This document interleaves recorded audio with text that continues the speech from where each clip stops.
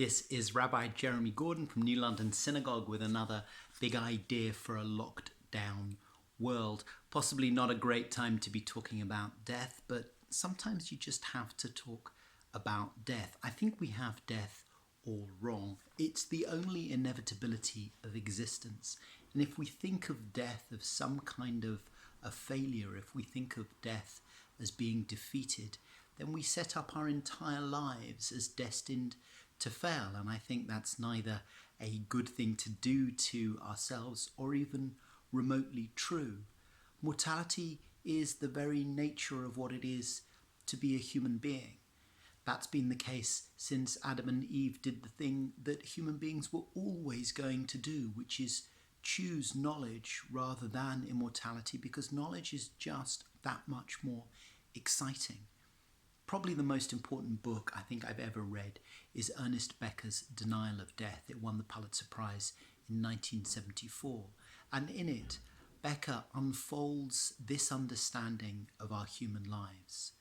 We get worried about the fact we're going to die, and we decide to kind of hero us up. And the model that we adopt for heroizing ourselves up is a kind of Greek model where you go down to the sort of underworld and defeat the powers of death and come back up.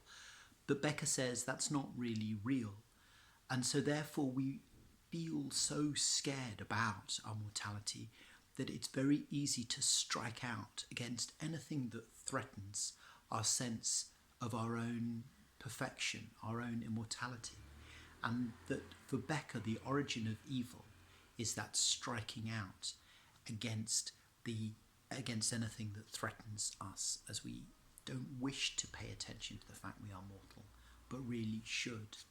It's an extraordinary book, and I think it gives me a way of understanding both my own psychology and those of people that I come across, but even on broad political and geopolitical frameworks also.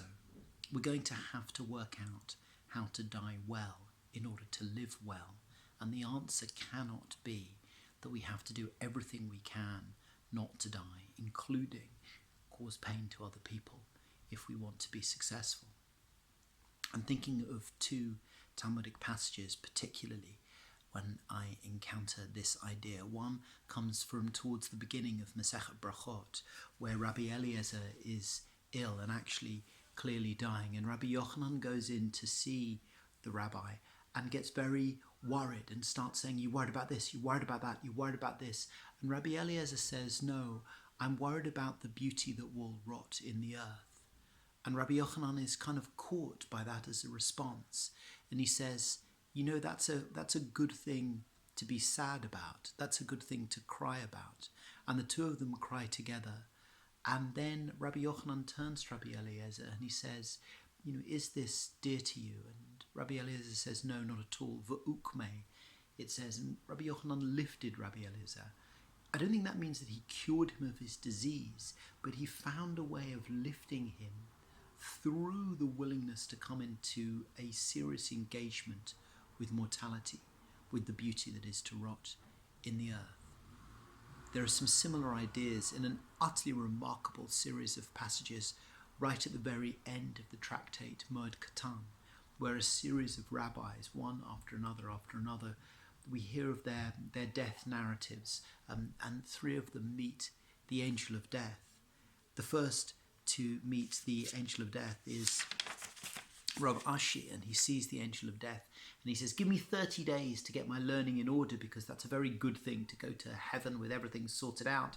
And the angel of death gives him 30 days, comes back 30 days later, and Rav Ashi says, maybe I can have another 30 days. And Rav Huna says, "No, like, your time has come. You have to accept that your leadership cannot move on to the leadership of the great leader of the next generation by as much as a hair's breadth."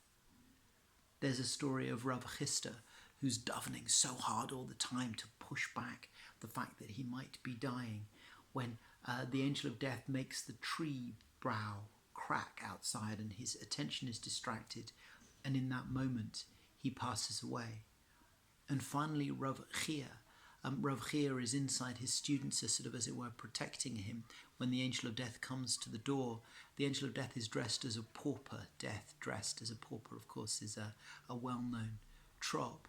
And the first thing that happens is they try and kind of pay this pauper off with some food, and the pauper says, no, I need to see Rav Chia. And Rav Chia comes out and prepares himself to fight against the angel of death, but ultimately yields to him.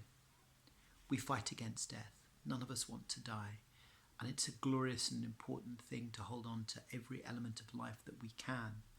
But sometimes it's necessary to learn how to let go as well. That's not necessarily an idea about the end of life, but even about how we live our lives.